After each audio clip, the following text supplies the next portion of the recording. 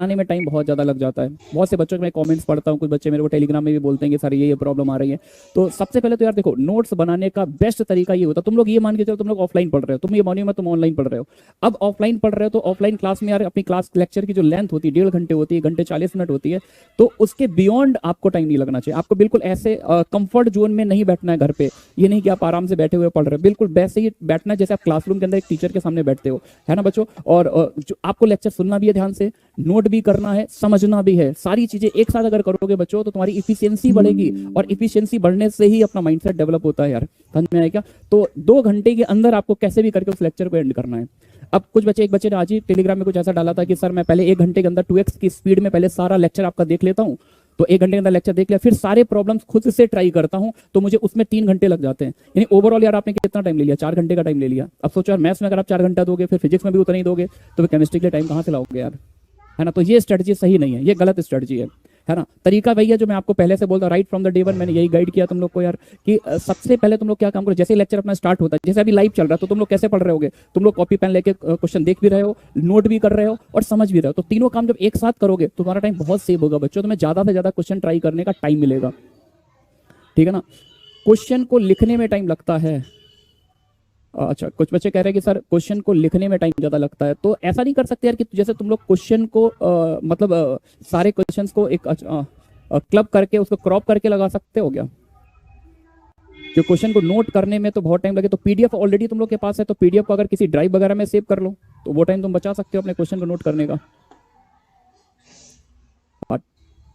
और एक और बात यार, जैसे सारे क्वेश्चन जैसे तुम लोग करते हो कि पॉज कर दिया, सारे क्वेश्चन को मत ट्राई किया करो, सारे क्वेश्चन को ट्राई करो तो बहुत ज्यादा टाइम लगेगा। उसमें कुछ क्वेश्चन बहुत बेसिक होते हैं, कुछ एलिगेंट क्वेश्चन होते हैं, ब्यूटीफुल क्वेश्चन होते हैं, है ना। तो ये मान के चलो जैसे मैं एक क्लास में 20 क्वेश्चन सॉल्व करवाता हूँ, है ना, तो 20 में से 6 से 7 क्वेश्चन जो थोड़े से तुमको अच्छे लगते हैं, तुमको लग रहा है यार ये क्वेश्चन अच्छा है, इसको करने में मजा आएगा, तो उनको पॉज करो, वीडियो पॉज करो, उनको अटेम्प्ट करो। बाकी कुछ 4-5 तो बहुत ही आसान होते हैं, जो तुमको देखते तुमको पहले से ही पता होता है इसका इस तरह से होगा सॉल्व, ये तुमने पहले कहीं कर रखा होता है, तो उसमें टाइम इतना वेस्ट मत करो। अच्छे क्वेश्चन में थोड़ा सा टाइम दो, जिससे कोई नया सीखने को मिले। हो सकता है तुम कोई ऐसी अप्रोच निकाल लो जो मेरे सॉल्व सोल्यूशन से भी बेस्ट अप्रोच हो। कई बार बच्चे ऐसा भेजते हैं कि सर इस क्वेश्चन को आपने 3 लाइन में किया, मैंने 2 ही लाइन में कर दिया, ठीक है ना बच्चों। तो इन चीजों का थोड़ा सा ध्यान रखना है,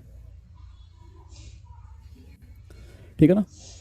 चलिए भाई, थोड़ा सा क्लास भी आगे बढ़ाते हैं बाद में। हाँ, मॉड्यूल्स वगैरह के जैसे एक बच्चे कुछ बोल रहे हैं, जिन बच्चों ने मॉड्यूल्स ले रखे हैं तो तुम लोग साथ साथ मॉड्यूल्स को करते चले जाओ, है ना, जितना भी तुम्हें टाइम मिल रहा है। जैसे कि मैंने बोला था, लेक्चर सबसे पहले क्लास लेक्चर बहुत इंपॉर्टेंट है, क्योंकि हम लोग जो है बहुत आज से नहीं बहुत सालों से पढ़ा रहे हैं, तुम लोग को देख के पहले से ही पता होता है ये प्रोफाइल टचिंग प्रोफाइल है, इन पर रिपीटेडली क्वेश्चन आते हैं। तो हम लोग जो क्लास के इलस्ट्रेशन लेते हैं, क्लास में क्वेश्चन प्रैक्टिस कराते हैं, डीपीपी देते हैं, ये बहुत इंपॉर्टेंट है। तो सबसे पहले हमारा क्लास लेक्चर, ये बच्चों बहुत इंपॉर्टेंट है, टॉप प्रायोरिटी पर, इसमें कहीं कोई कंप्रोमाइज का क्वेश्चन ही नहीं उठता। दूसरा, उसके बाद तुम लोग डीपीपी ट्राई करो, और डीपीपी को भी टाइम बाउंड करके करो यार। 14 से 15 प्रॉब्लम्स होती है, ज्यादा प्रॉब्लम होती नहीं है, तो मैक्स टू मैक्स, वैसे तो 45 मिनट अप्रोप्रिएट टाइम होना चाहिए, इतने टाइम में हम लोग को डीपीपी सॉल्व करनी ही चाहिए। अब इसमें 45 मिनट में तुमसे 10 प्रॉब्लम सॉल्व हो रही हैं, 4 नहीं हो रही, तो पहले तो टाइम बाउंड करके करो, बिना आंसर देखे। पहले तो उन सारे क्वेश्चन को कर डालो, और फिर करने के बाद फिर तुम ये चेक कर सकते हो कि तुमने 45 मिनट में आउट ऑफ 15 तुमने 8 प्रॉब्लम सॉल्व की है, 6 सॉल्व की है, या फिर 10 की है। लेकिन सॉल्व करने के बाद तुम्हारे करेक्ट कितने हुए, कितने क्वेश्चन तुमने सही सॉल्व किए हैं, ये भी नोट करना, ये भी एनालिसिस करना बहुत इंपॉर्टेंट है, ठीक है बच्चों। और उसके बाद जो टाइम बच जाता है, इनके साथ में पूरे टाइम नहीं कर पाए तो 15 मिनट 20 मिनट और दे दो, उसमें बचे हुए कर लो। तो क्लास लेक्चर हो गया, डीपीपी हो गया, इसके बाद पीवाईक्यूज बहुत इंपॉर्टेंट है। तो मेरे लेक्चर्स में ज्यादा से ज्यादा previous year question, JEE Main J advance के लेता ही हूँ, फिर भी जो कुछ बच जाते हैं उसमें कम से कम एटलीस्ट लास्ट 3 इयर्स कि पीवाईक्यू जरूर ट्राई करें, कम से कम लास्ट 3 इयर्स। अब कुछ बच्चे ऐसे हैं जिन्होंने पहले कोचिंग ले रखी है, तो उनके पास टाइम ज्यादा होता है, उनकी स्पीड अच्छी होती है, उनकी एफिशिएंसी अच्छी होती है, तो 3 की जगह 5 से 6 साल के लास्ट ईयर के क्वेश्चन कर सकते हैं, है ना। और उन बच्चों के लिए ये हमारा ये जनरल पॉइंट है, ये सारे बच्चों के लिए है, ऑल स्टूडेंट ऑफ प्रयास 2.0 सबके लिए, ठीक है ना। अब जो बच्चे पहले से कोचिंग कर चुके हैं, उनकी स्पीड अच्छी है, तो उनके पास थोड़ा सा एक्स्ट्रा टाइम बचता है कि कुछ नए क्वेश्चन प्रैक्टिस किए जाएं, तो उस केस में आप मॉड्यूल वगैरह देख सकते हो, है ना। और मॉड्यूल के लिए वही जो मैंने पहले भी बोला था तुम लोग को, जैसे जैसे लेक्चर खत्म होता जा रहा है उस तरह से एक्सरसाइज वगैरह ट्राई करते रहिए। बैकलॉग का देखो यार, मैंने पहले भी बोला था, बैकलॉग बहुत बड़ी बीमारी है, बैकलॉग बहुत बड़ी बीमारी है। बैकलॉग हो अगर एक बार हो गया ना तो बेटा फिर वो एक लेक्चर हुआ, फिर 2 लेक्चर हुआ, 10 लेक्चर हुआ, तुमने कभी देखा मैंने इतने दिन में एक भी लेक्चर ऐसा हुआ जो अपना शेड्यूल से लेट हुआ हो? कि मेरी कोशिश यही रहती है कि एक भी लेक्चर अगर लेट हो गया तो फिर एक आदत बन जाती है, आज एक छूटा, अगले दिन फिर मैं कहीं बिजी हो गया, आज फिर एक लेक्चर मिस कर दिया, फिर एक और लेक्चर मिस कर दिया, तो 3 4 5 6 8 लेक्चर पता चला मैं खुद ही लेट चल रहा हूँ, तो फिर मैं तुमको कैसे गाइड करूंगा? समझ गया बच्चों? तो पहले तो कोई ऐसा चांस ही मत रखो कि यार बैकलॉग क्रिएट हो, क्योंकि अगर क्रिएट हो गया तो ये 100% इसका कोई मेडिसिन नहीं, इसका कोई ट्रीटमेंट नहीं कि मैं कोई टैबलेट बना के दे दूं आपको, आप बोलो सर हो गया। उसका तो फिर वही है कि यार आपके लिए थोड़ा सा एक्स्ट्रा टाइम आपको निकालना पड़ेगा।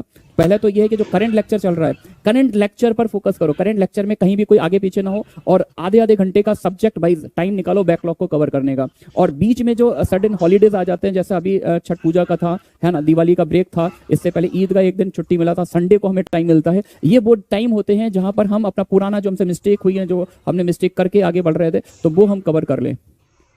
ठीक है बच्चों? बाकी मैं कोशिश यही करता हूँ कि लेक्चर जल्दी से जल्दी तुम लोग के पास पहुंचे, लेकिन यार वो थोड़ा लेक्चर रिकॉर्ड होने के बाद कई बार ऐसा होता है कि वॉइस इशू आ जाता है, तो मेरे को दोबारा लेक्चर रिकॉर्ड कराना पड़ता है, इस वजह से भी थोड़ा सा गड़बड़ हो जाता है। बाकी बहुत से बच्चे मुझे पता है बहुत अच्छा कर रहे हैं, कुछ बच्चे तो सोल्यूशन भी भेजते हैं मेरे पास और बहुत ही इनोवेटिव सोल्यूशन भेजते हैं, तो देख के लगता है यस रियली तुम लोगों में कुछ बच्चे बहुत अच्छे हैं और जो बहुत अच्छी रैंक लेके आएंगे, मुझे पूरा विश्वास है ना। कुछ बच्चे ऐसे भी हैं आप लोगों में से जो अंडर 100 रैंक भी दे सकते हैं। ठीक है ना बच्चों? तो चलिए स्टार्ट करते हैं, थोड़ा सा